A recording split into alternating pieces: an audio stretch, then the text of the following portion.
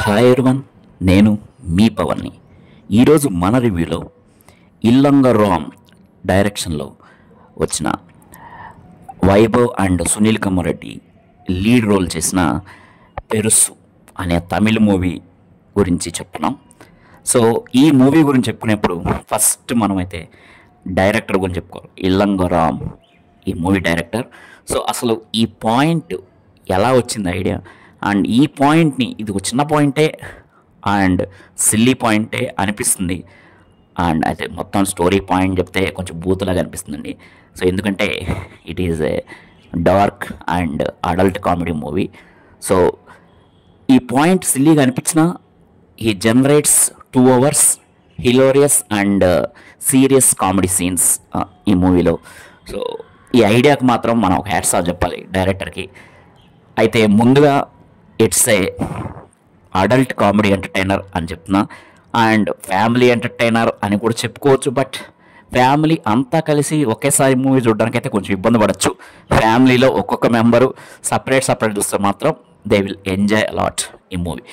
So అయితే ఈ movie only dark comedy, adult comedy interest ఉండేవాళ్ళు మాత్రమే ఈ మూవీ చూడొచ్చు. మిగతా వాళ్ళకి కొంచెం బోర్ అనిపిస్తుంది and they can't enjoy. So conditions apply. Okay, coming to story plot. నేను మొత్తం చెప్పనండి, ఎందుకంటే నేను ఆల్రెడీ చెప్పాను. స్టోరీ ప్లాట్లో క్రిటికల్ పాయింట్ చెప్తే ఇట్ విల్ బి లైక్ సరే బూత్ లాగా అనిపిస్తుంది. ఎనీవే, పెరుసు అంటే ఒక పెద్ద ఆయన, ఒక ఊళ్ళో పెద్ద ఆయన మనం పెరుసు అంటారు. సో అటువంటి పెద్ద ఆయన ఒక ఇంట్లో సడన్గా అకస్మాత్ చనిపోతే ఆ పెద్ద ఆయన క్యారెక్టర్ ఎలా ఉందంటే 70 years పైబడ్డా సరే హీఈస్ అతను మాస్ మసాలా ఎంటర్టైన్మెంట్ లాగానే బతుకుతుంటాడు.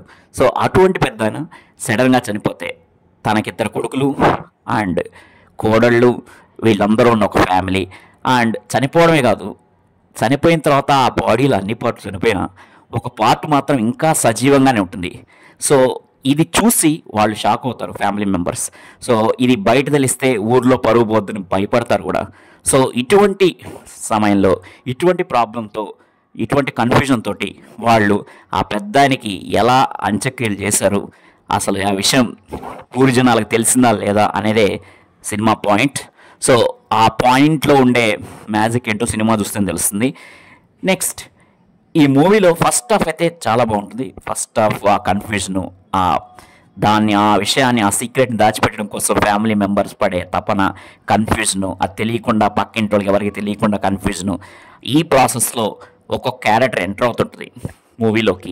సో ఇలా ఎంటర్ అయ్యే క్యారెక్టర్స్లో first of all Vaibhav and Sunil Reddy వీళ్ళిద్దరు కొడుకులు. సో వీళ్ళకి ముందు తెలిసిన తర్వాత ఇద్దరు కోడళ్ళకి అండ్ తన భార్యకి, ఆ పెద్ద ఆయన భార్యకి, అండ్ దాంతోపాటు మన వైభవ్ ఫ్రెండ్ చేసిన Bala Saravanan and Kingsley and VTV Ganesh, వీళ్ళందరూ కూడా Karunakaran and Ramdas, Munishkanth. So వీళ్ళందరూ కూడా ఎంటర్ అవుతుంటారు family members, extra family members. So ఇలా ఎంటర్ అయ్యే కొద్దీ కొంచెం కామెడీ ఎక్కువ జనరేట్ అవుతుంది మనకి.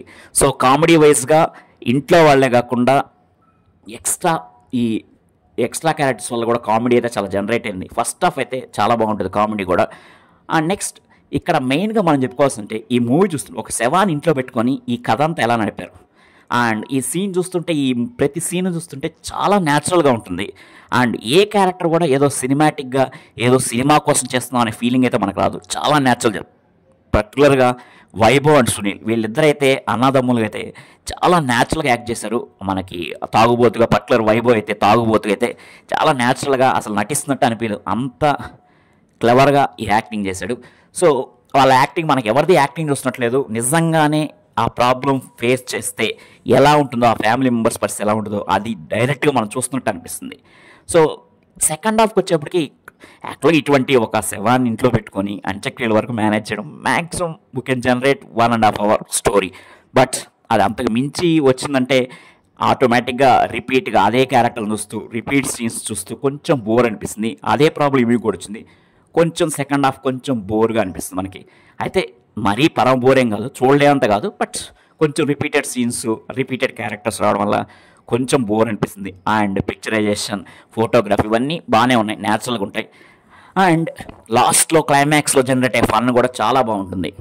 మెయిన్గా మన పెద్ద అనే క్యారెక్టర్, చనిపోయిన క్యారెక్టర్కు ఇంకా వచ్చే కొన్ని వేరే వేరే క్యారెక్టర్లు, బావ అంటూ వచ్చే క్యారెక్టర్లు, కొన్ని క్యారెక్టర్లు కూడా చాలా ఫన్ జనరేట్ చేసాయి. సో ఫన్నీగానే ఉంటుంది క్లైమాక్స్ కూడా. బట్ అదొక్కటే ప్రాబ్లం, కొంచెం సెకండ్ హాఫ్ డల్ అనిపిస్తుంది మనకి. సో 1.5 అవర్లో లాగేయాలి సినిమాని 2 అవర్స్ పైన తీసుకొస్తే ఈ ప్రాబ్లం కంపల్సరీగా వస్తుంది. So that is a brief review about పెరుసు movie. And ఈ పెరుసు మూవీ కంపల్సరీ చెప్తున్నా, ఫ్యామిలీ అంతా కలిసి చూస్తే కొంచెం ఇబ్బంది పడతారు, ఎందుకంటే కొంచెం అడల్ట్ డైలాగ్స్ అండ్ కంటెంటే కొంచెం చెప్పుకోదాక అడల్ట్ కంటెంట్. సో ఈ అడల్ట్ కంటెంట్ అనేది చాలా సిల్లీగా ఉంటుంది, బట్ ఇట్స్ నా అడల్ట్ కంటెంట్.